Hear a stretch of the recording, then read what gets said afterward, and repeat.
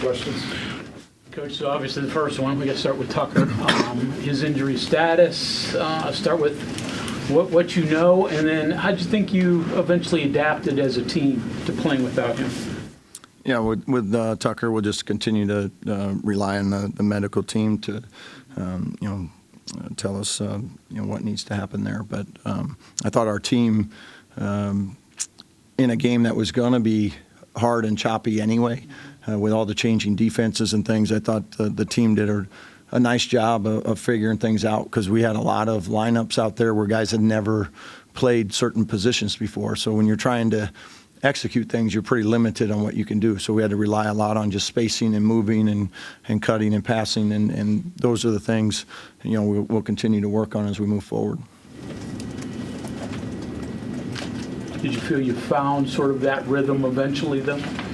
Yeah, I thought at times, it was good. I thought defensively was a big part of that. I thought we were able to make things difficult for them on the half court, and then be able to get some stops, which led to either steals that led to transition or stops that we were able to get out and play. And then obviously our bench was terrific tonight.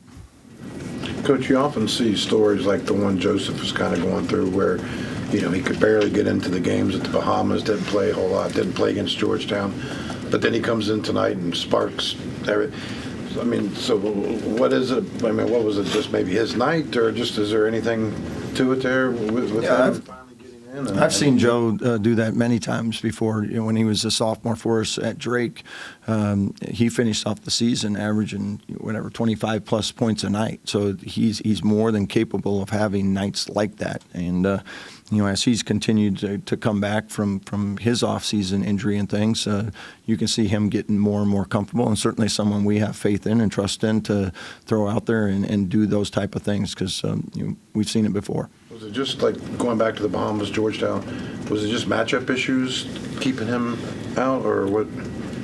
Just the flow of the game, how that's going. The lineups, obviously got shifted tonight when you take Tucker's 30-plus minutes out of there, so you have to add minutes somewhere. And Joe's someone we've used during portions of games and things, and like his role can, like everybody's, from night to night can grow or change. We're trying to put the five guys out there throughout the 40 minutes that we feel are giving us the best chance on that particular night. Continuing with Joseph, how big was that moment there where he hit those back-to-back threes as the shot clock expired? I think they got it down to 8 at that point, and then he does that. How big is that for the game? Yeah, early in the game, but 2 big threes, because we had literally nothing going, and he bailed us out. And that's something I've seen him do in practice a lot, because he runs a lot of some of the scout team stuff, so he can continue to get those reps, and that's a big challenge for us a lot of times to try to stop him. But those 2 threes, I thought, gave us a little burst there and opened things up for us. Darren, I didn't see Jaden anything with his, status, whereabouts, whatever. He's still day to day, but continuing to improve, and that's something that's encouraging for us. And then you lose Tucker, and he's not quite like Eduardo, but you stuck Eduardo in the lineup. Is that going to be a different thing every night, possibly? Is it just how you feel for practice? Like, what's your thinking about how you arrange the starting 5 tonight and going forward? Yeah, I think that would definitely be the case of, if we can settle into a starting lineup, we will. But, as I mentioned, the matchup, and we even talked about it before the game, we weren't sure this was the right team to try and go big with the 4 and 5 because of the pressing that they do, and then also they're playing 4 perimeter guards all the time. So it was kind of a tough matchup, but we wanted to see it early and try it out. But as we got into the game, we just felt like our best lineup was to match them with perimeter. Is it different for Amani playing, I'm assuming a different spot, but that might unlock some things for him in the offense as well on some nights? Yeah, it certainly could. There's some advantages. Amani as a 5, a big advantage for him is to be able to pick and pop and put other people's bigs in space. The advantage for him as a 4 is to come ball screen, whether they switch or not, and now Amani can post a smaller guy. So there's different things you can do to utilize some of his talents and his strengths and physicality. What did you guys do with Powell to get him straightened up? We told him to keep shooting. I mean, he's a good shooter. Like, I don't worry about that. Like, guys, they just need to stay confident, and young guys get a little worried about it, but I certainly didn't. He's someone that puts a large amount of time into his shooting. He's really a good shooter. It's a great shooter, and we'll just tell him keep shooting. There's going to be nights he might have an 8 for 11. So we don't ever worry about that. As long as the guys, are taking, the ones that we want them taking, that's they got the green light. Help him to see Joseph throw a couple in. Yeah, it's amazing how shooting can be contagious. That confidence seems to spread throughout a team when other guys are making them. It feels like everybody thinks they can make them. What do you say to a guy that might be struggling with shooting, like Sincere is right now, shooting the 3? What do you say to him to get him going? Do you keep letting him shoot the 3s? Yeah, I want Sincere to keep shooting. Like a guy like JP, that's kind of what he does. Sincere's more than a capable shooter. He's someone that isn't someone that takes 10 of them on most nights. So be selective on the ones you want, but if you find the one you want, let it go. And I think for him right now, he just needs to see one go in. And I don't even care if he banks it. Just let one go in, and I think it'll take the weight of the world off of him. But we want him to continue to do that, and we need him to do that.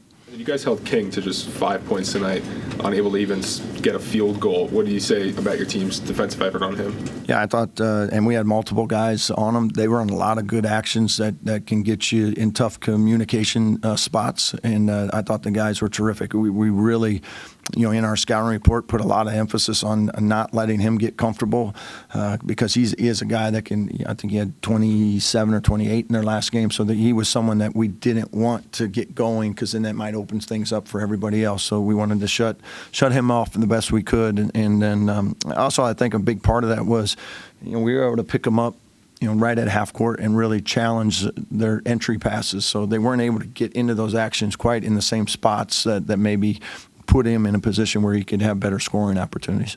Coach, you guys obviously had this overall team effort tonight.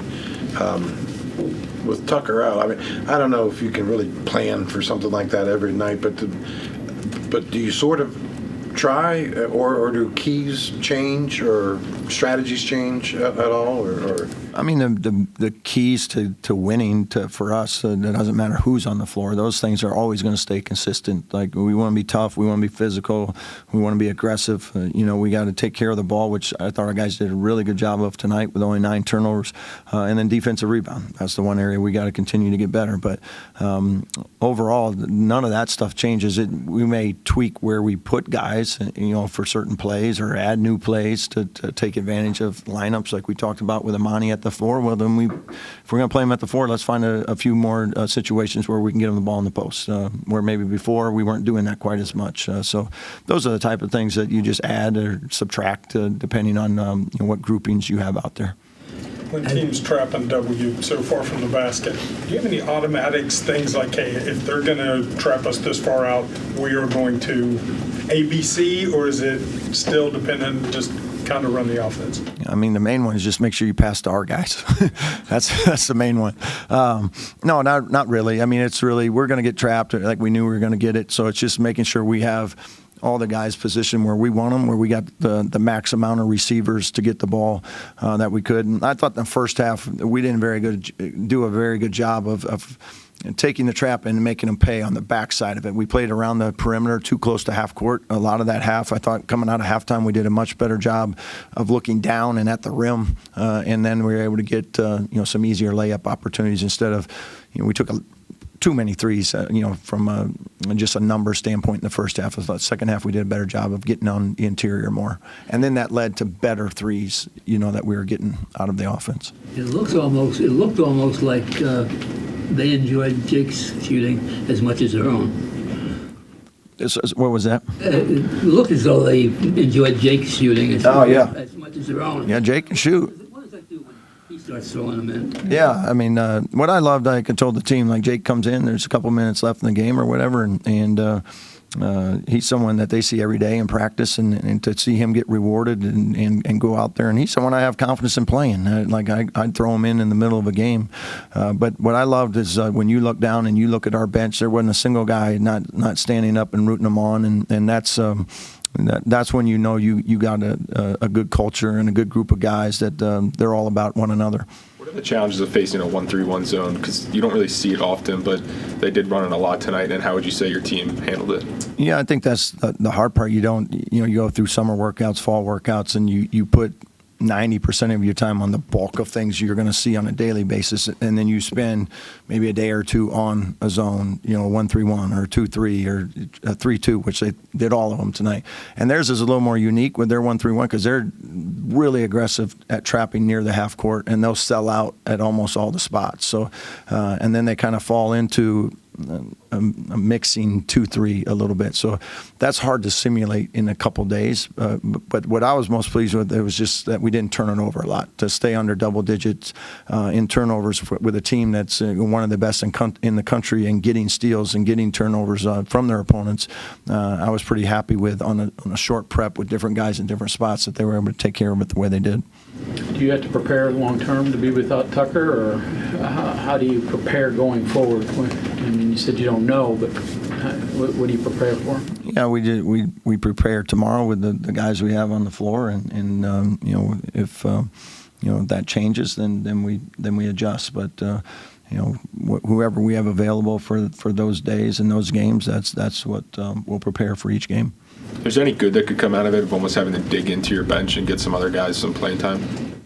I mean, there's always, like I say, like whether it's injuries or foul trouble, whatever it might be, there's always an opportunity waiting for someone, and you just need to make sure when that opportunity comes, you're ready for it. If you're someone like a Joe who hasn't played a lot, we continually talk to our guys like it's coming. We don't know how or when, but that opportunity is going to come. So when it does, you have to be ready for it, because if you're not, someone else might be. And I thought our guys have all done a good job of, when their number's been called, whether it's early in the game, late in the game, they've all been ready and come in and perform to the best of their ability. Is this something Tucker has dealt with before, or is this something new for him? Yeah, like I said, we'll just continue to, rely on the medical team as we move forward here. Did you like what you got out of Tenor tonight? I thought KJ was terrific, and I thought he was a big part of our offense opening up, because he was the one guy I thought did the best job of getting in the interior of the defense, driving it, catching it, getting in there before you. I thought a few times we would throw it across and then we'd hold it and let them reset and go trap us again, instead of like get it across, go attack, be in attack mode. And I thought he did a really good job of that. And then defensively, I thought he was a big key to the rest of our defense being good behind him, because he was applying so much pressure up top. Coach, thank you. You bet. Thank you.